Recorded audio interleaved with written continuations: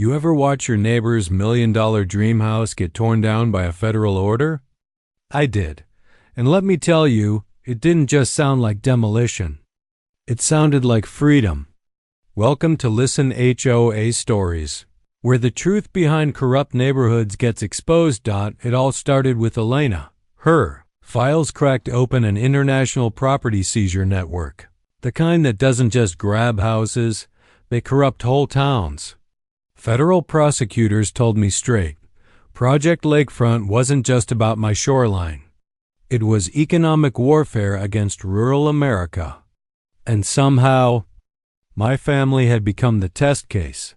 The morning Judge Margaret Thompson's demolition order hit my inbox. It felt like the 4th of July, Christmas, and vindication rolled into one.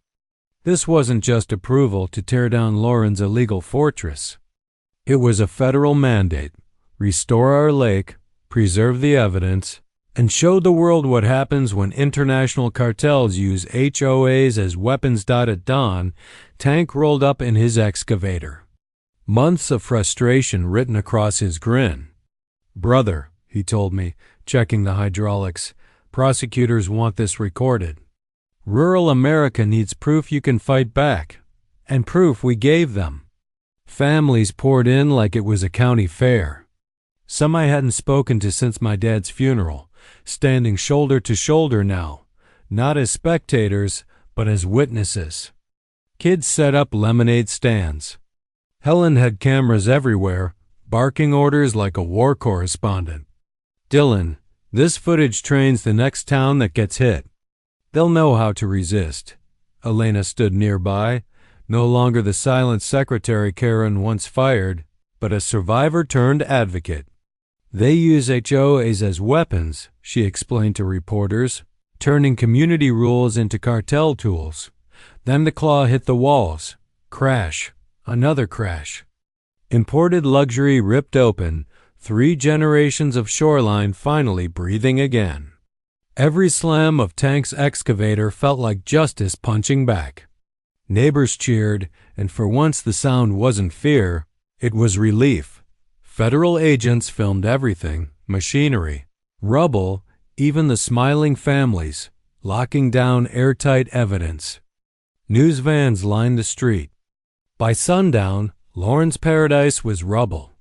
And beneath it, my grandfather's oak trees, still standing proud after 60 years, like they'd been waiting for this day. But just when we thought it was over, it wasn't. Across the lake, a small speedboat ripped away from shore. Too fast for cameras. Too deliberate to be random. Tank froze mid-step. He'd seen it too. His look said everything. Lauren wasn't acting alone. Someone was watching. Someone bigger. Someone with resources way beyond our county lines. Neighbors laughed, grilled burgers, waved flags. The kids played by the water again, safe for the first time in months. But I couldn't shake it. That boat, that escape, that reminder that we'd cut off one head of the hydra while the rest slithered out of view. This wasn't just demolition. It was a message. To them. To us. To every family in America. The fight was far from over. And if you want to know where that boat was heading and what came next, stick with Listen HOA Stories. Got it all on dash cam, video, audio, every word. Karen's mouth opened and closed like a stunned goldfish, gasping for excuses. That's not I never, but I remembered something my contractor buddy once told me. In Texas, a citizen's arrest only applies if you personally witness a felony or a misdemeanor threatening public safety. Property disputes? Not even close. What Karen was doing wasn't enforcement. It was kidnapping. I dialed 911. Karen, not missing a beat, screamed into her own phone like a banshee calling for backup. Theft, assault, community emergency. Her lies spilling faster than her mascara. And that's when Mrs. Samantha shuffled over. Sweet, frail lady who once brought me soup after Sarah died. Her eyes darted nervously at Karen as she whispered, Dalton, I need to tell you something. Her voice dropped lower. Last month, Karen tried to take my shed. Claimed setback violations, waived fake HOA papers, demanded I sign ownership over. When I refused, she threatened fines until I caved. The puzzle snapped together. Karen wasn't just power-hungry. She was running a full-blown property theft scheme, using phony HOA authority as her weapon. And it wasn't just Mrs. Samantha. 3 more families had fallen victim. Johnson's deck, Martinez driveway, Old Man Frank's workshop. Karen had turned the entire neighborhood into her personal shopping mall. Then came the sirens. 2 squad cars tore into the street, red and blue lights flashing across driveways. Karen switched to victim mode like an actress hitting her cue. Crocodile tears, dramatic gasps. Officers. Thank God. This man is stealing community property. Officer Martinez stepped out, face carved with exhaustion. Ma'am, what exactly is being stolen? His mailbox. His numbers. Secret HOA documents. The officer turned to me. Sir, is this your property? I handed him my deed, still warm from my pocket. Paid off mortgage. Current taxes. Everything in order. Karen sputtered like a busted lawnmower. But the bylaws clearly state, Ma'am, Officer Martinez cut her off. Bylaws don't override state law. And you can't steal a man's mailbox. His partner held up Karen's zip-tie cuffs with a smirk. Did you really try to detain him? I was making a legal sit-ins arrest. For what felony? Silence. Karen's brain stalled out completely. The crowd watched as the sun baked down, neighbors pressing against windows, adrenaline buzzing in the air. The cops gave her a final warning about harassment and false reports. You'd think that would stop her. You'd be wrong. At 2 a.m., my doorbell rang.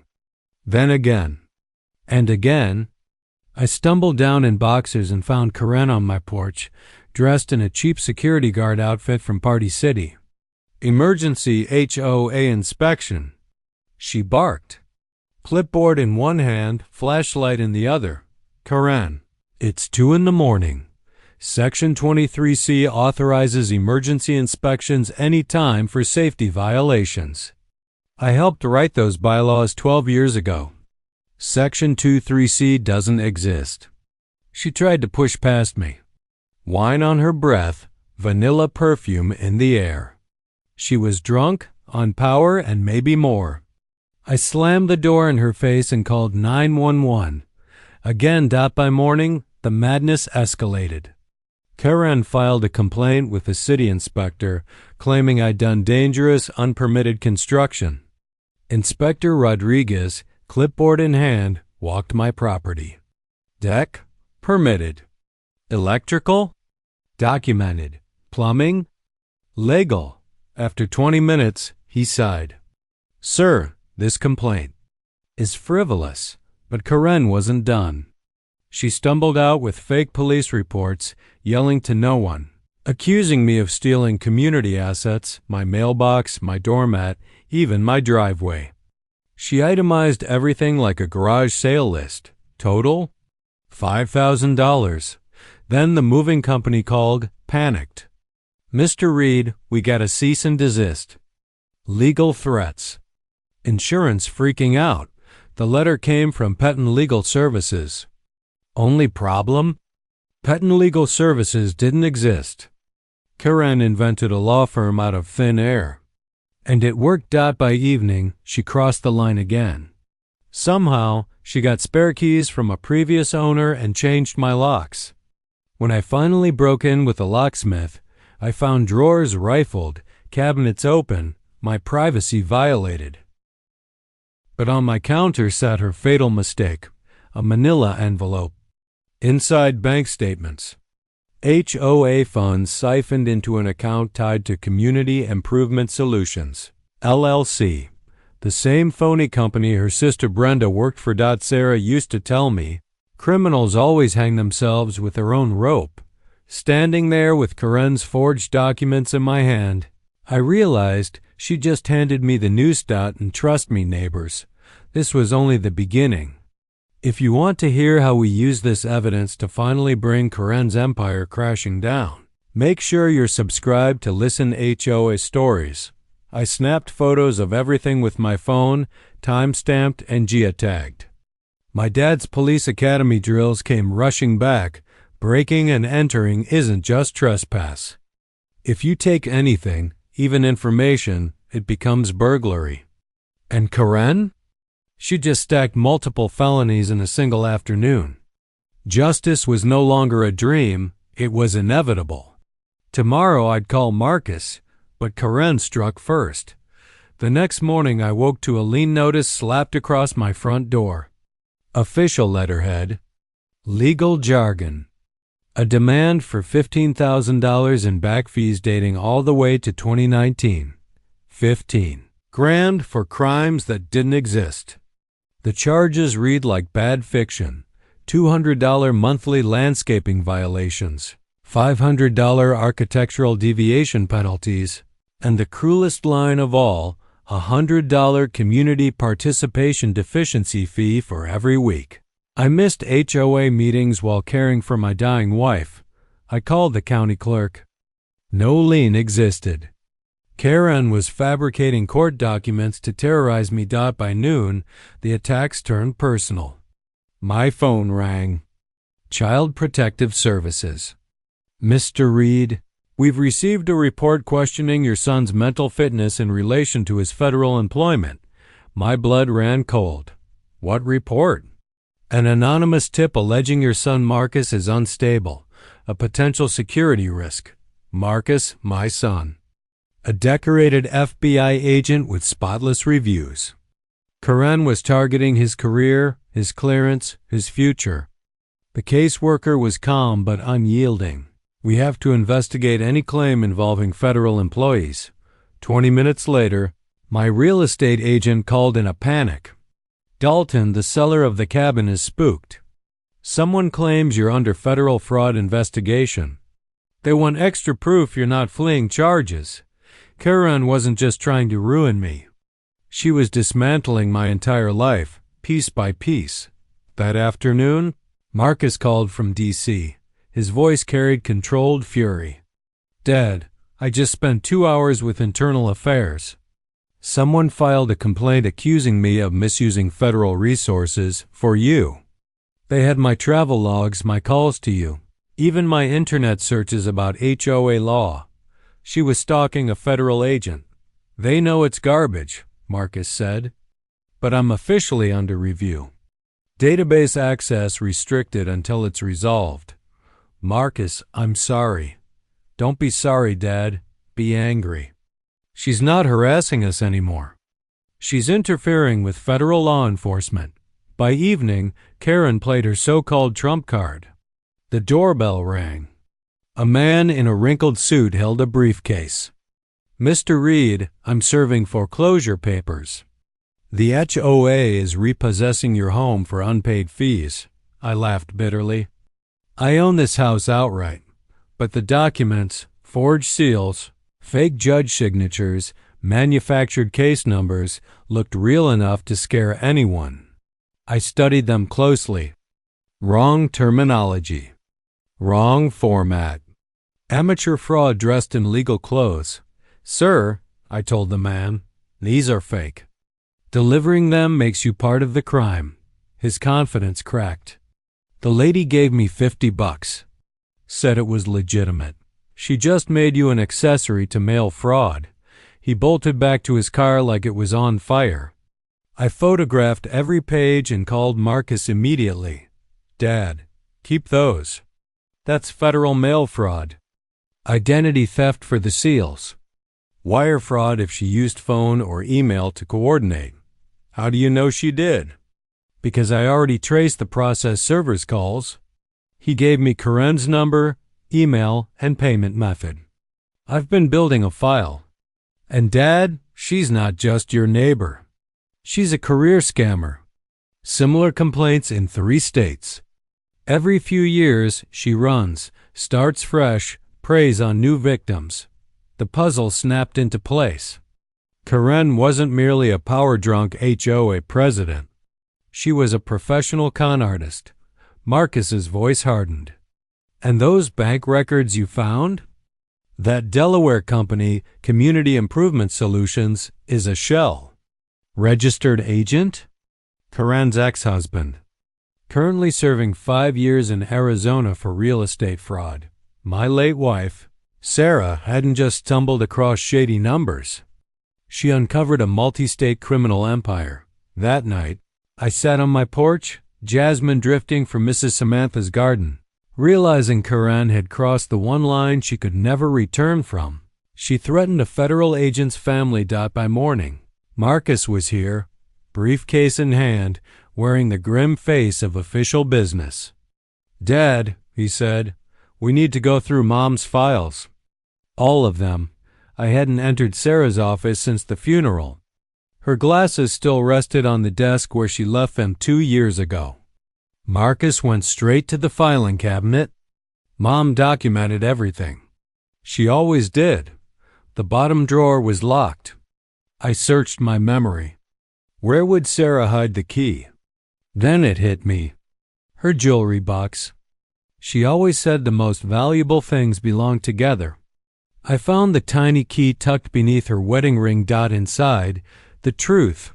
Folders by year. Bank statements highlighted in yellow. Notes in her careful handwriting. And one manila envelope marked in bold. Karen, federal crimes. Marcus's breath caught. Jesus? Inside, Sarah had compiled everything. Evidence that Karen rigged her HOA election, never counted ballots, just declared herself president. The real winner? Mrs. Samantha, in a landslide, but that was only the surface. USB drives with 6 years of bank data.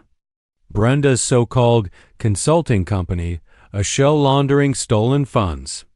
$127,000 siphoned through fake contracts. Tree removal for trees that never existed. Pool maintenance for a pool that was never built. Community audits that never took place. Marcus pulled up property records. His jaw tightened. "Dad, look at this. Karen owns 7 houses in our county. All bought in cash. All within the last 4 years. She wasn't just stealing. She was building an empire on the backs of every neighbor she destroyed. And this time, she picked the wrong family. Everything I'd photographed went straight into Marcus's hands. Timestamps, locations, every tell. My dad's police academy lessons kicked in. Breaking and entering becomes burglary the moment something is taken, even data. Standing there with Sarah's files, I realized Karen had stacked felony upon felony in one reckless afternoon. Tomorrow, I promised myself, I'd call Marcus, but Karen didn't wait. The next revelation hit like a sucker punch. A lean notice taped to my front door, official-looking letterhead, legalese, a demand for $15,000 in phantom fees stretching back to 2019. $15,000. For crimes that never happened. The invoice read like fiction. $200 monthly landscaping noncompliance, $500 architectural deviation fines, and the cruelest of all, $100 weekly community participation deficiency fees for the weeks. I'd missed HOA meetings while I sat in hospital rooms with Sarah. I rang the county clerk. No lien filed. Karen was forging legal terror. Then came the call that chilled me to the bone. Child Protective Services. Mr. Reed, we've received a report questioning your son's stability in relation to his federal work. My blood ran ice cold. Marcus, my boy, an FBI agent with a pristine record, smeared by an anonymous tip. The caseworker was polite but blunt. Anything implicating a federal employee gets investigated. My realtor called, panicked. Dalton and the sellers spooked. Someone says you're under federal fraud investigation. The sale stalled. Karen had started dismantling my life piece by piece. The cabin deal, Marcus's career, my reputation. Marcus called from D.C., controlled and furious. Dad, Internal Affairs spent 2 hours on me. Someone filed a complaint that I used federal resources for personal vendettas. They had call logs, travel records, even my searches about HOA law. She'd stalked a federal agent. It's garbage, he said, but I'm on review. Access restricted until cleared. Don't apologize, he told me. Get angry. This is interference with federal operations. That night, the doorbell rang again. A man in a cheap suit, briefcase in hand. Dalton Reed, I'm serving foreclosure papers. Foreclosure? I own this place free and clear. The papers looked legit, forged seals, fake judge signatures, fabricated case numbers, enough to scare a person into paying up. I told the man they were fake. He'd been paid $50 by a woman who told him it was legitimate. He fled like a thief who suddenly realized the house was on fire. I photographed everything and called Marcus.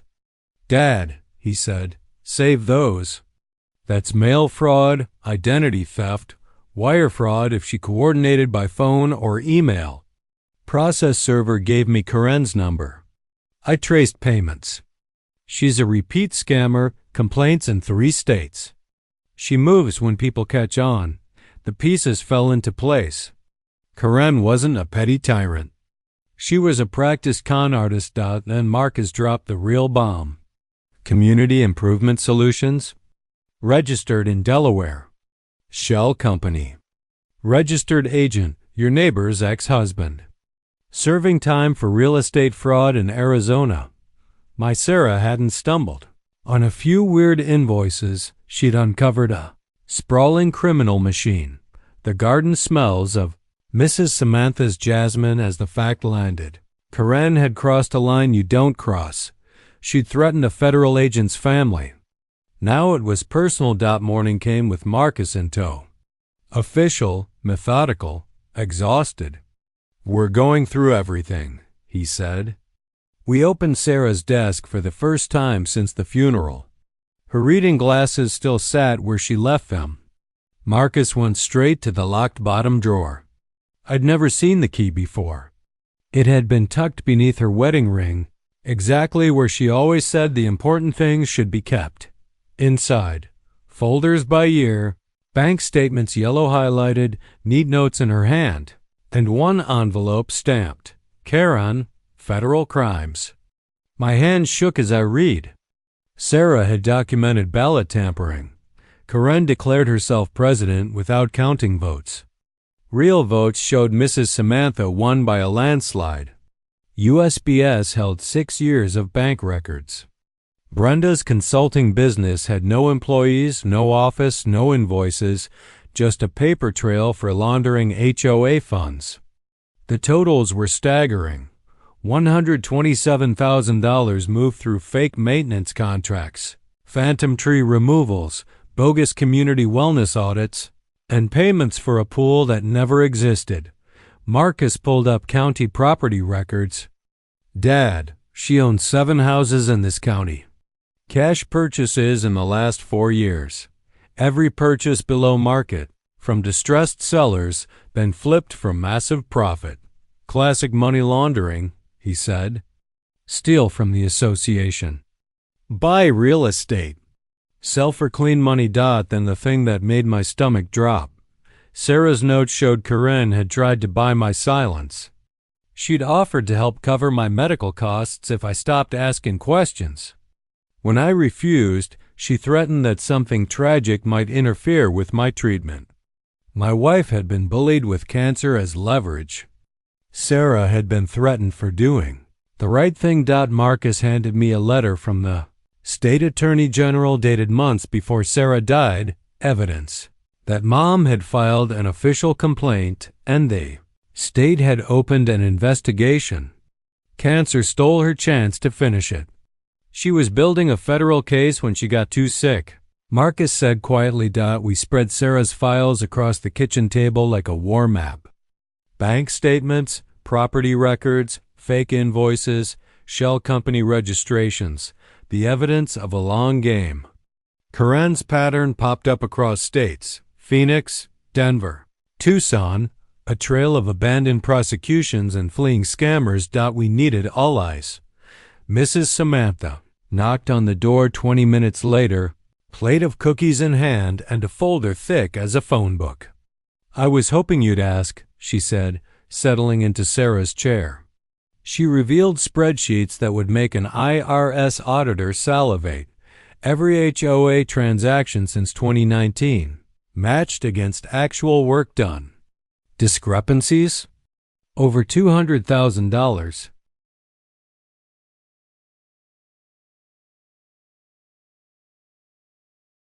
"I'm a retired IRS auditor," she told Marcus with quiet pride. 42 years of chasing cheaters. Her audit showed repeated invoice inflation. Same vendors billing the same amounts month after month. Textbook laundering. Janet Morrison, the board vice president, appeared at the door with 3 neighbors.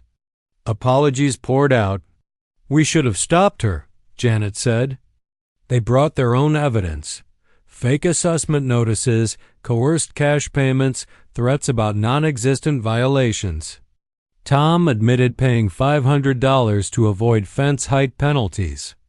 Mike confessed paying $300 for mailbox shade compliance. Every cash hush payment, every bogus fine, all pieces in a pattern of systematic extortion. Marcus laid out the plan. Federal jurisdiction needs interstate activity. The shell companies cross state lines. That's our angle. He booted up a secure laptop and walked us through the audit. "Look," he said, pointing to recurring payments. "Every month, exactly $2,847 goes to Community Improvement Solutions." He tapped the spreadsheet. "That's not random. That's systematic." The number was precise because it stayed just under the $3,000 bank reporting trigger. Karen knew the rules well enough to slice her thefts thinly and keep them invisible. Marcus coordinated with his field office while we kept digging. Motion-activated cameras caught Karen's late-night patrols, prowling the streets, writing up phantom violations, hunting for anything she could weaponize. "Documentation is everything in federal court," Marcus told me. "Every recorded call, every time-stamped photo, every printed invoice becomes evidence." What we found went far beyond our block. Shell corporations in Delaware. Property flips across 3 states.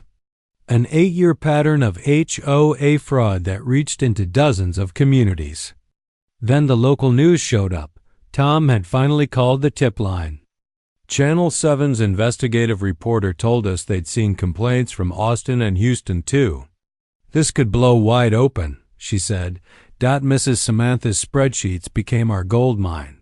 She traced cash flows through multiple accounts and mapped the laundering chain. Steal HOA money gives. Deposit to Community Improvement Solutions, gives transfer to a Delaware shell, gives buy distressed property, gives renovate on the cheap gives. Sell for clean cash. Contractors came forward with unpaid invoices totaling $47,000. Promises of community work turned into free labor on Karen's rental properties. From my old security contacts, I learned the truth. When theft crosses state lines and hits multiple victims, it becomes racketeering. Karen wasn't a petty tyrant. She was running an organized criminal operation. That night, as the sun sank behind Mrs. Samantha's jasmine, we finalized the trap Sarah had started. Tomorrow, we'd spring it.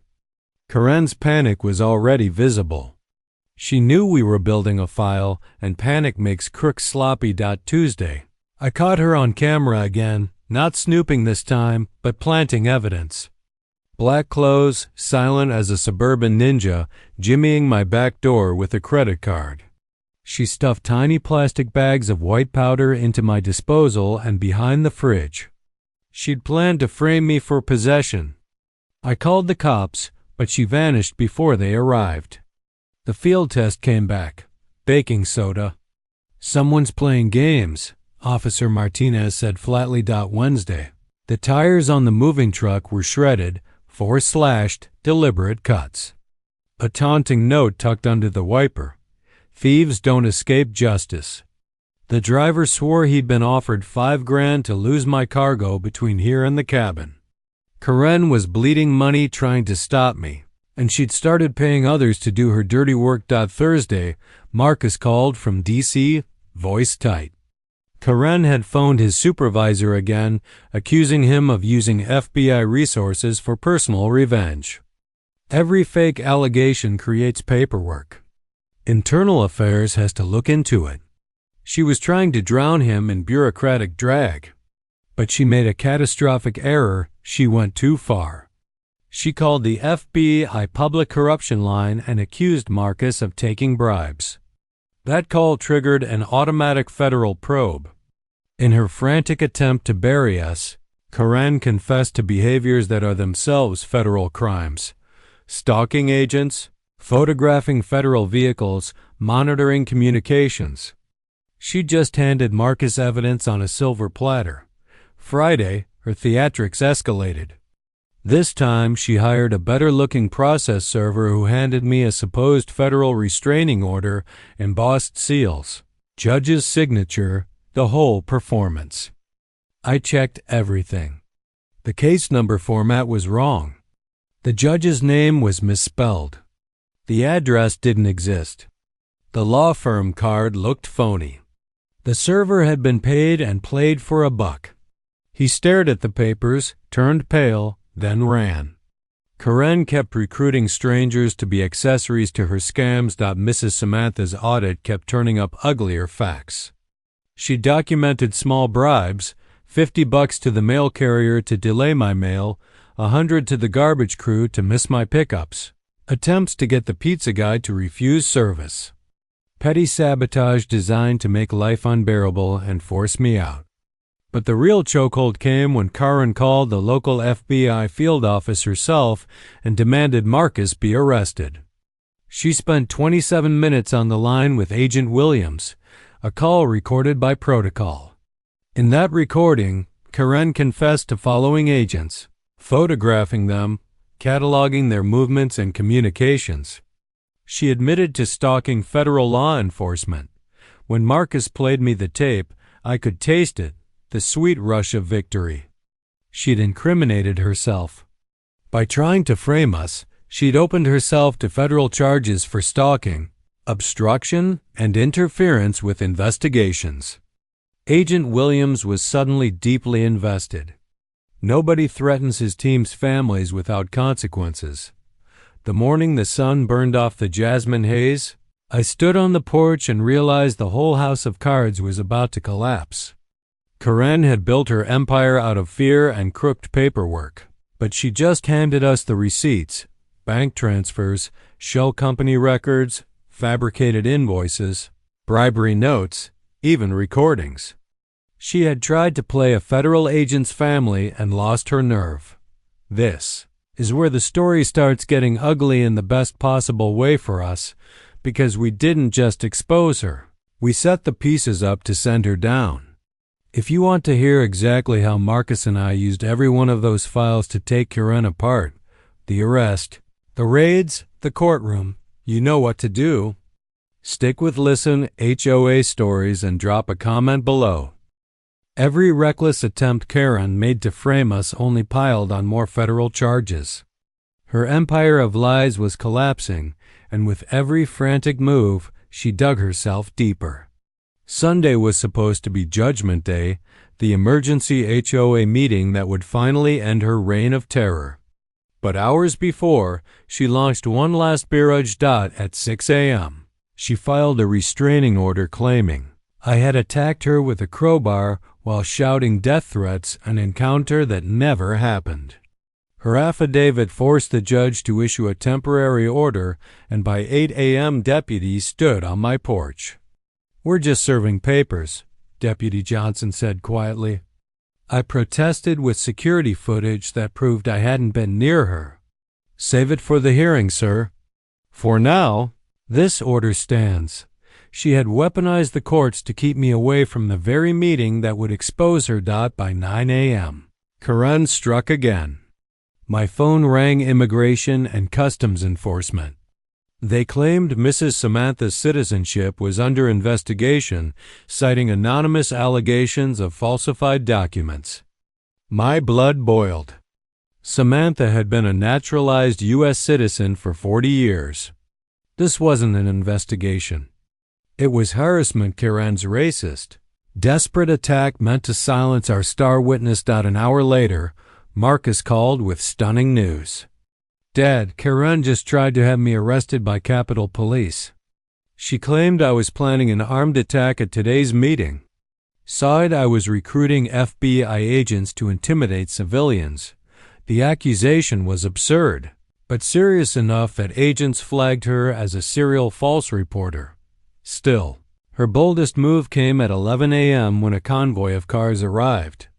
3 men in suits flashed badges and declared they were U.S. Marshals there to seize my property under a federal warrant. My heart froze until I inspected the documents. The case numbers were wrong, the seal printed, not embossed. Gentlemen, these are fake, I said. Their faces fell as I revealed they'd been duped by Petten Legal Services, a firm that didn't exist. Karen had paid them $1,500 and made them accessories to federal document fraud. They fled in embarrassment, realizing they'd been tricked. By noon, her elaborate scheme unraveled. The restraining order collapsed once the judge saw my security footage. ICE cleared Samantha after reviewing her documents. The fake marshals reported Karen to real federal authorities. But she wasn't done. At 1 p.m., she staged a press conference dressed in her finest suit, waving forged evidence to local cameras. She accused me, Marcus, and Samantha of federal crimes, claiming we'd stolen hundreds of thousands in assets. When Channel 7's reporter asked for proof, Karen held up Sarah's files, the very documents that actually exposed her own crimes. She confessed live on TV without even realizing it. Marcus texted me. She just handed us her confession on national broadcast. The stage was set for the evening. At 6 p.m., the Meadowbrook Estates Community Center was overflowing.